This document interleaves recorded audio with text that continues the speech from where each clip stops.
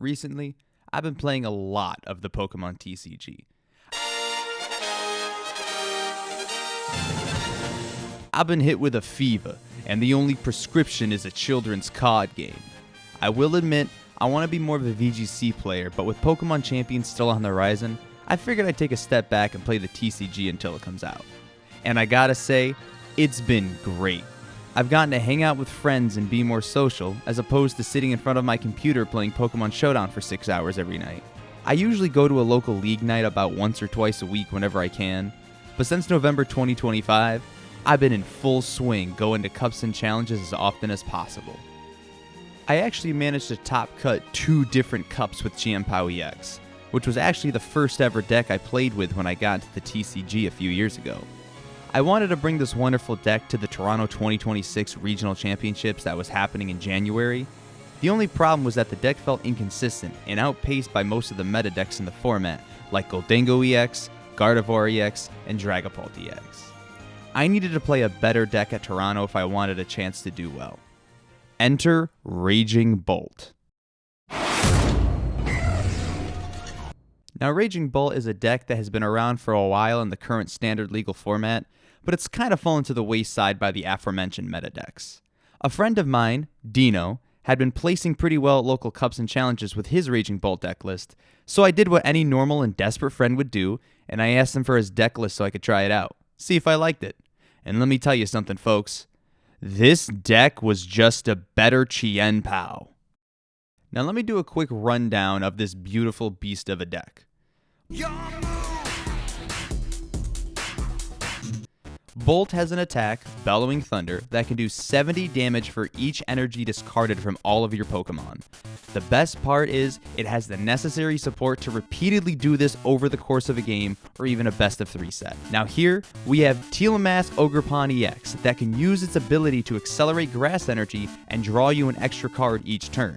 Pair that with the supporter Pokemon cards, Professor Sada's Vitality and Crispin, which both can help you put extra energy on your board without using your allowed once per turn energy attachment, and you start to hit some pretty high damage numbers for some insane knockouts. Now that's a lot of damage! Now, being in a format where Pokemon are easily surpassing the 300 HP threshold, and some of them are even worth 3 of the 6 prize cards needed to win games, it starts to become clear why being able to always boom your opponent's active Pokemon is so good.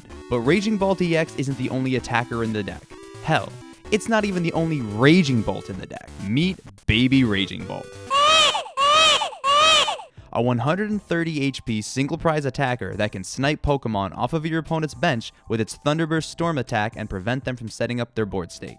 The rest of the deck features some more support Pokemon like Squawkabilly EX, Pheasantipity EX, and Mew EX, which all help us draw more cards we need, like Earthen Vessel, which we need to find more energy in the deck, and Ultra Ball, which we need to find more Pokemon, but it can also discard energy cards needed in our discard pile to use Sada's, which in turn gets us more cards.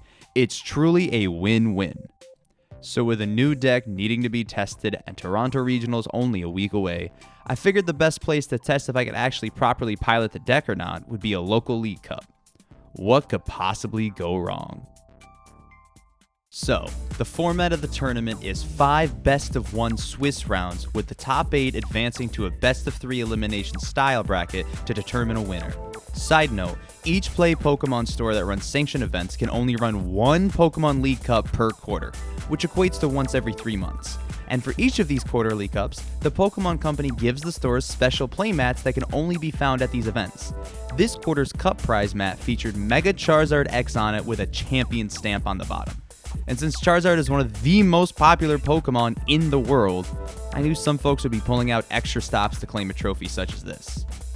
So the day comes, I get to the store, I submit my deck list, and prepare myself mentally for the inevitable 0-3 drop. For round 1, I got paired into Mark, who I've played at locals a few times. Now I know he usually played Dragapult EX, but I already had my first surprise where after he won the coin flip, he decided to go first. Now Dragapult's normally a deck that prefers to go second so it can utilize its supporters and set up its board more efficiently, and use Badoo's Itchy Pollen attack to prevent their opponent from using items and slowing them down. Mark instead flips over a Hoot Hoot in the active and a Pidgey on the bench. Uh-oh. I'm playing against the Donzard deck that could absolutely roll me if I'm not careful. It has so many options to search for cards with Pidgeot EX and Noctowl's Jewel Seeker ability, and that's not including Fan Rotom's Fan Call ability, which allows you to search for the cards needed to pull this chain reaction off. I knew I needed to be cautious. I also didn't have too much knowledge about how I'm supposed to play this matchup, but this cup was a testing ground after all, so I guess I was about to find out. Luckily for me, not only do I start with a Baby Bolt in my active, but Mark just draws for turn, places a Duskull down on his bench, and passes. I am spared from him setting up on me, and I get to do some setting up of my own. I decide to keep my board small and grab a second Baby Bolt and a Latias EX off 2 Nest Balls I had in my hand to avoid having one of the Baby Bolts without energy trapped in the active. I luckily also had a Crispin in my hand to start the game, so I could accelerate energy onto my own active bolt and do 60 damage to KO his Pidgey on the bench. 1 prize card down, 5 more to go. Mark draws for turn, attaches a fire energy to the active Hoot Hoot, and passes again. Now I'm able to ramp up my energy on my active Baby Bolt and KO his Hoot Hoot. He was able to draw into Pheasantipity EX, and managed to then draw into Charmander and Terapagos EX with Pheasantipity's Flip the Script ability, and he also got another Hoot Hoot. He just couldn't do much beyond that and passed. After a little bit of back and forth, Mark just didn't have much going on in his hand, and I was able to start this cup off with a win. Going into round 2, I faced off against a Goldengo EX deck that was on the Lunatone and Solrock engine. I won the coin flip and decided to go first, and I was able to get a Baby Bolt into the active to put some pressure on my opponent's bench early. He got a Gimmighoul, a Buniri, and a Lunatone into play, but had to attack with his Solrock in the active for 70 damage on his first turn. On my following turn, I knocked out his active Pokemon while setting up my bench with Tealmask Ogerpon EX and Raging Bolt EX to prepare for the mid-game.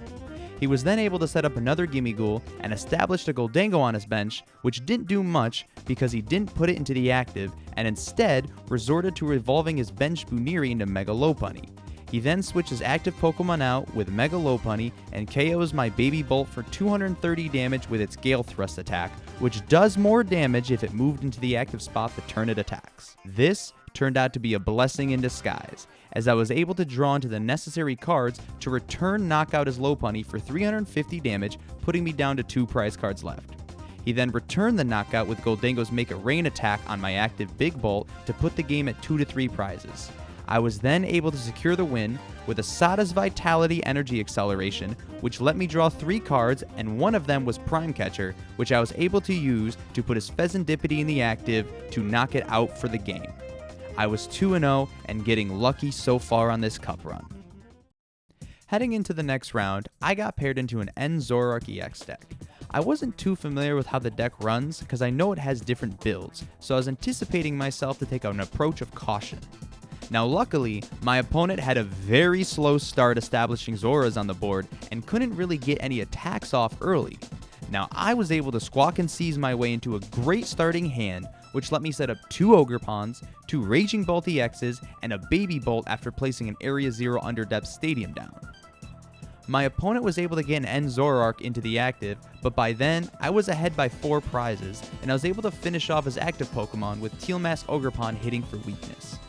My opponent showed me they had prized their Secret Box Ace Spec, which prevented them from using the supporter Arven and setting up their entire board on the first turn.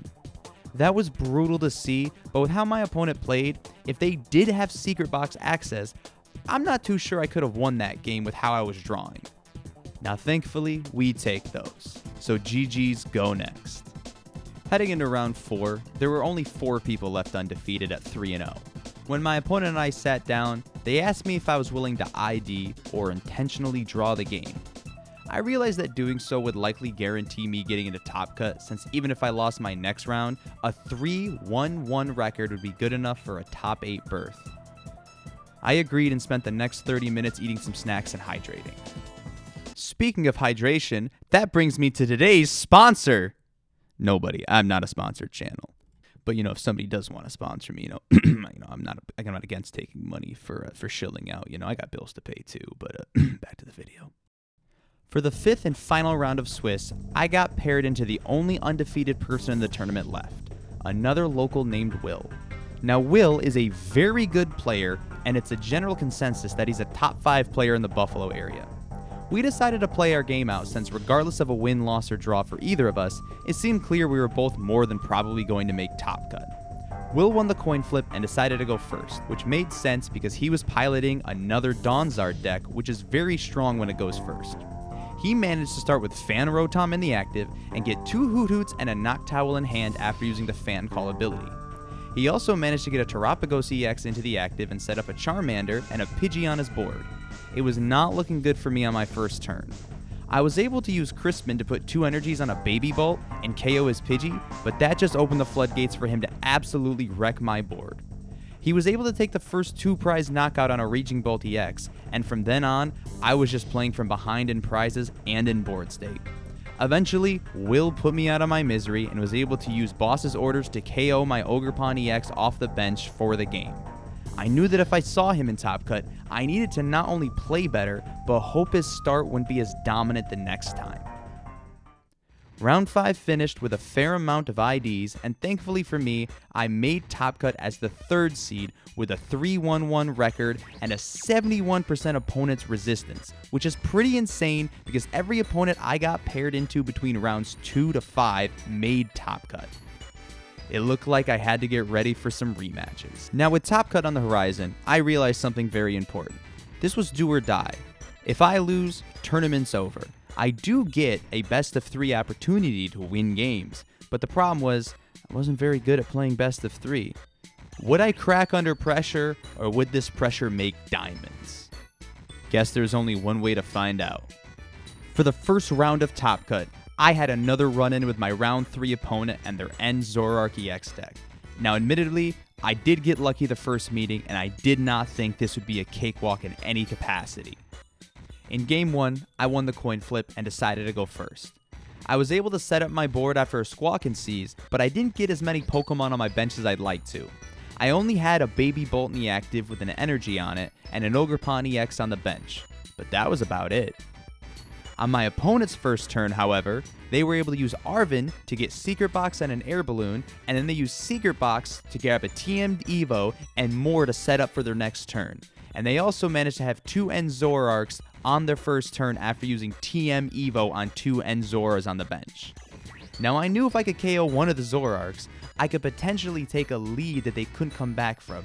Now the problem was, I needed a Raging Bolt EX and Prime Catcher on top of a Crispin or Sada's Vitality to accelerate the energy onto the Big Bolt.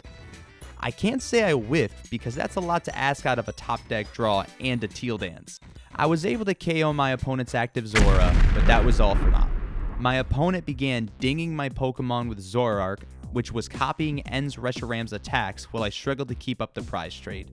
Eventually, I went up 1 to 2 prizes towards the end of the game, but my opponent had Petra Run EX, Energy Switch, and attached a Dark Energy for turn to do 300 damage and KO my active Raging Bolt EX to take game 1.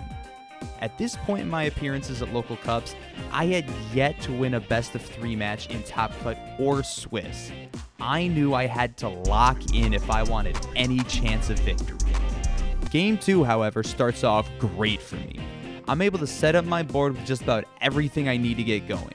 I was able to have a Baby Bolt in the active with an energy attached to it to put pressure on his bench Pokemon and pass.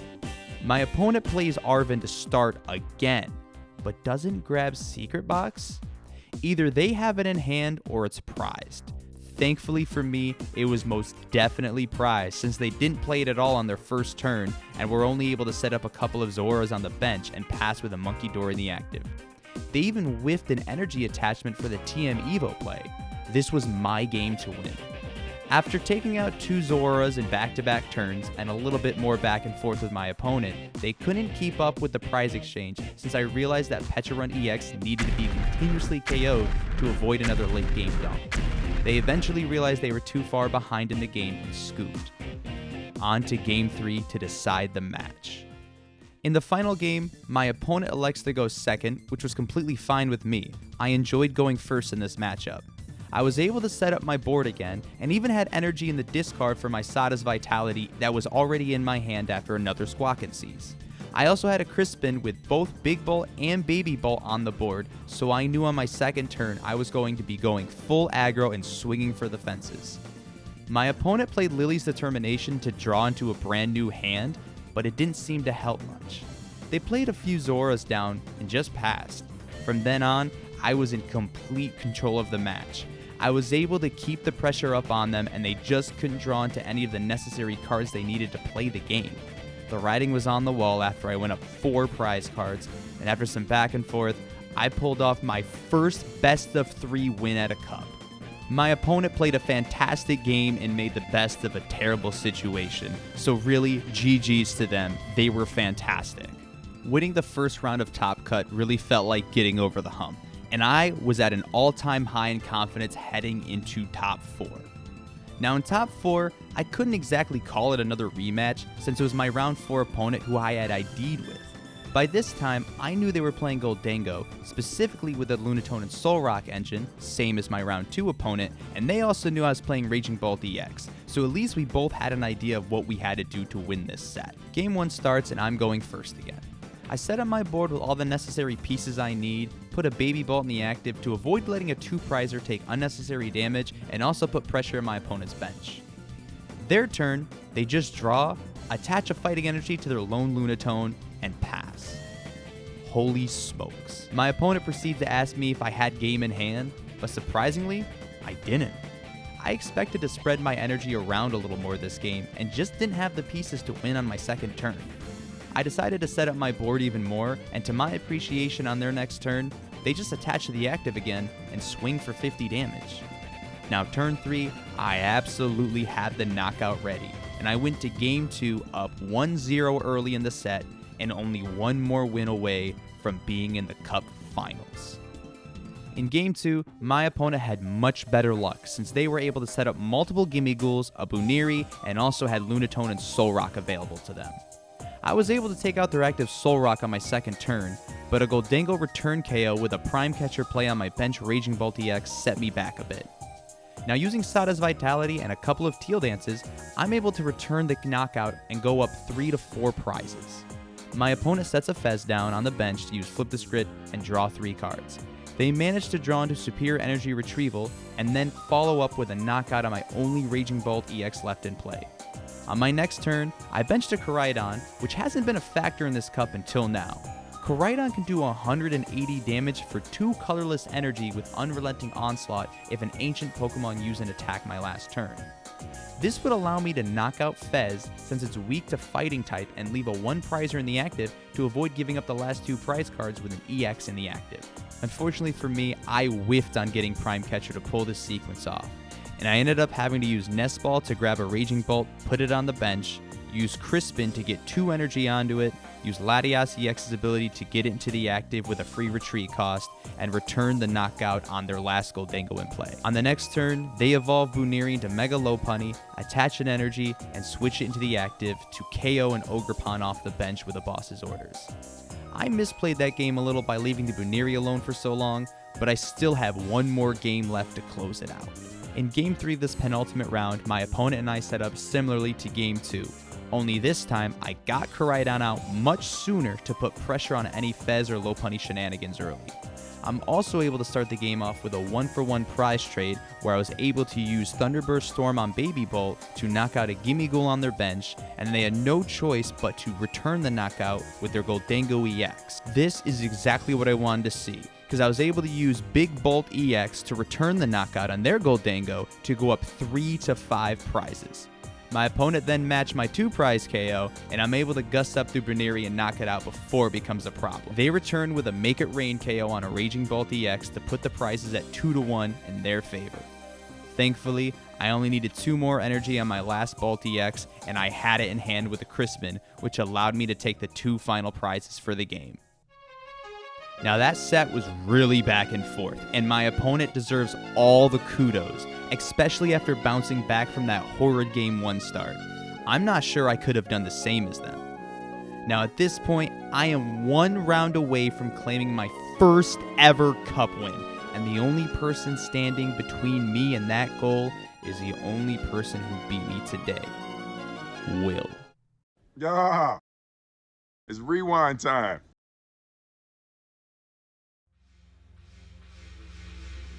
Heading into the finals of this cup, I was happy to even have a chance to win it, but I was also hungry from playing Pokemon for 6 hours straight at that point.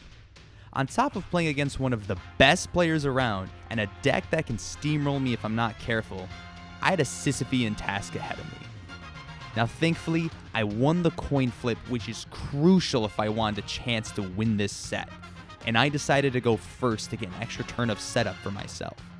I decided to go wide with my board and play Squawkabilly EX, which led me into Latias, an Ogerpon, a Baby Bolt in the active, and a Big Bolt on the bench. I attached for turn on the Baby Bolt and let the magic happen. I know Will wants to fan Rotom for Hoothoots and a Noctowl, get a Pidgey and a Duskull down, and play the supporter Dawn on his first turn to set up his hand for Evolution's next turn.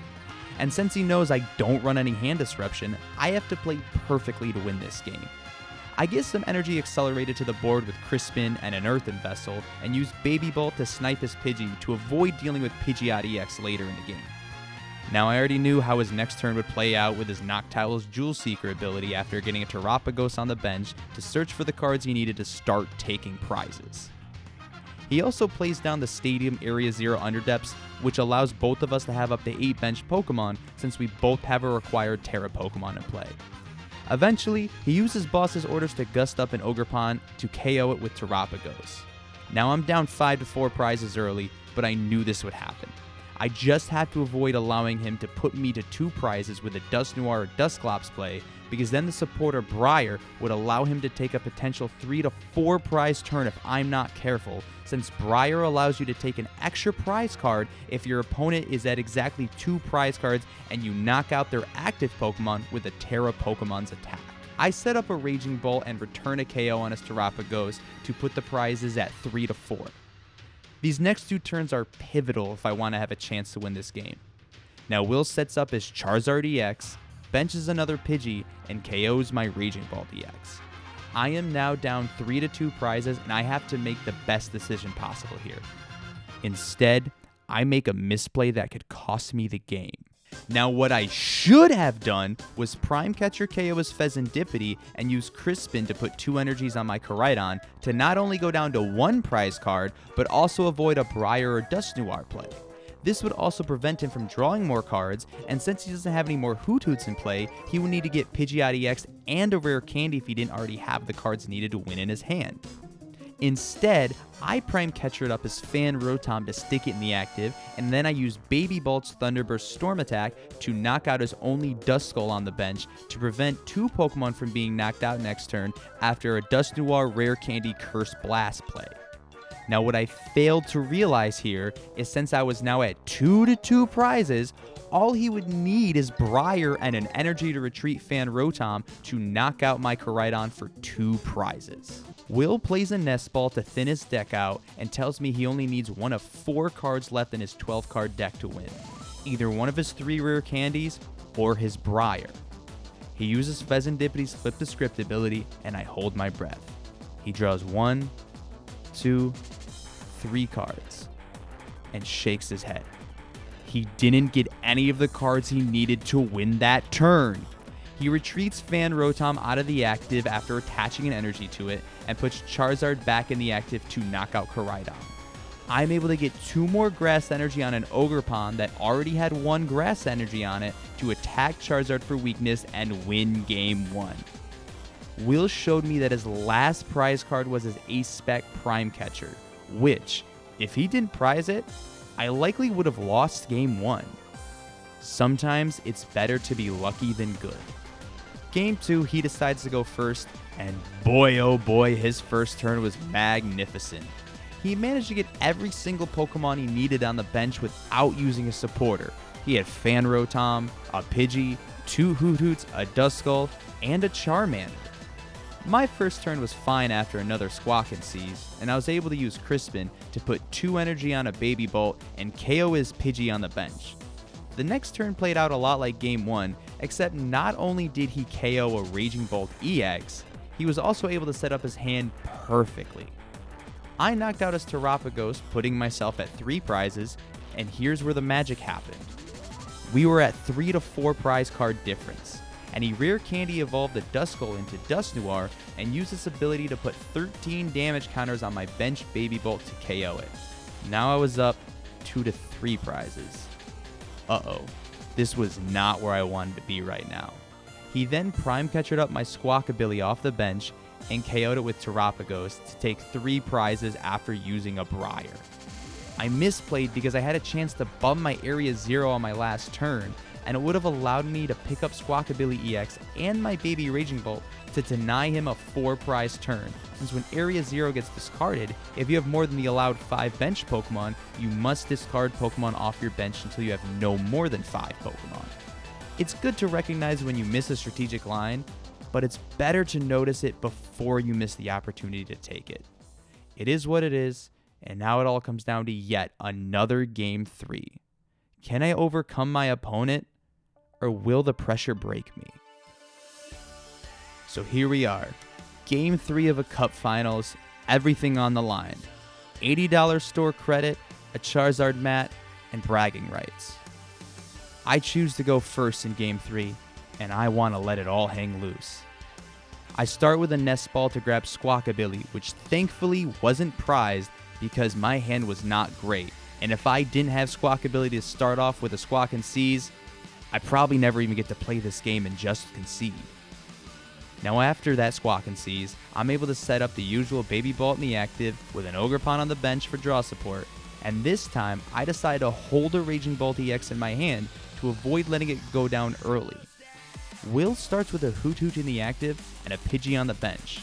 Somehow, someway, his hand doesn't have too much going for it, and he also doesn't have a Fan Rotom. He attaches to Hoot Hoot in the active and passes. I'm able to get 3 total energy on my Baby Bolt, and I take a knockout on his Pidgey on the bench. I didn't worry about the extra energy commitment because it would allow for Sada's Vitality to accelerate more energy later in the game whenever he returned the knockout on my Baby Bolt. And since he didn't have a Charmander in sight, that meant a Terapagos would be the only Pokemon that could attack me back next turn. He manages to play down a Pheasantipity EX and draw 3 more cards, but he doesn't get a Terapagos down just yet.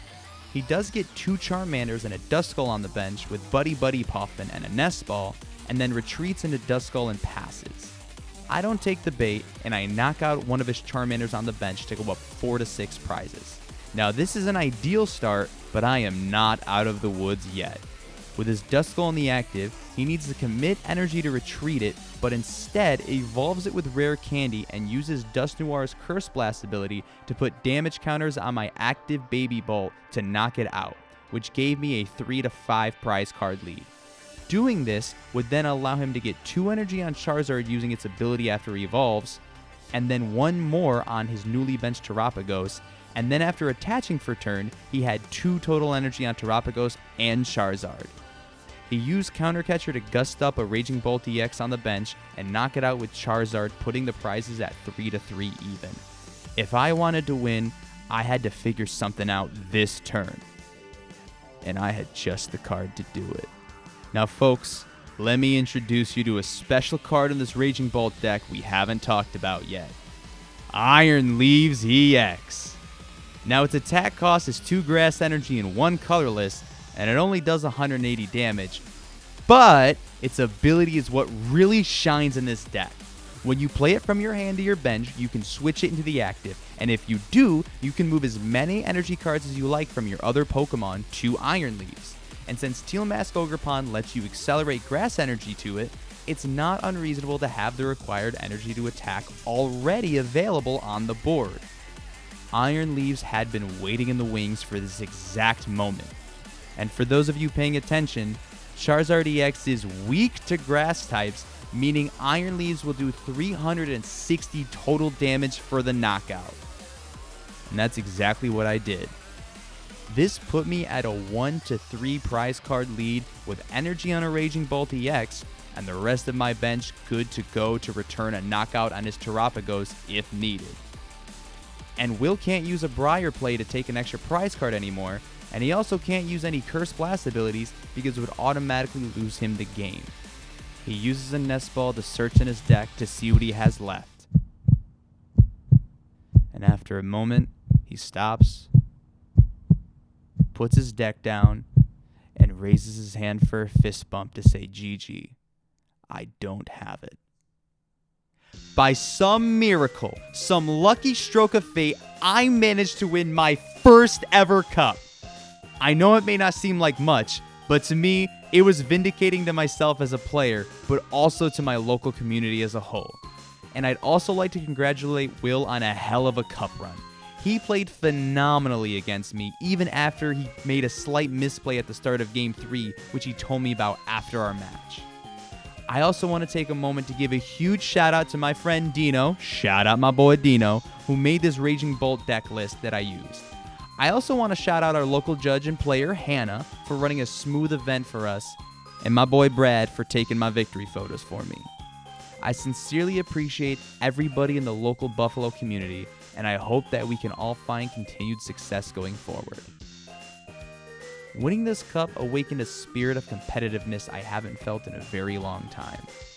It has since motivated me to not only want to play more of the Pokemon TCG, but to excel and to get even better at the game.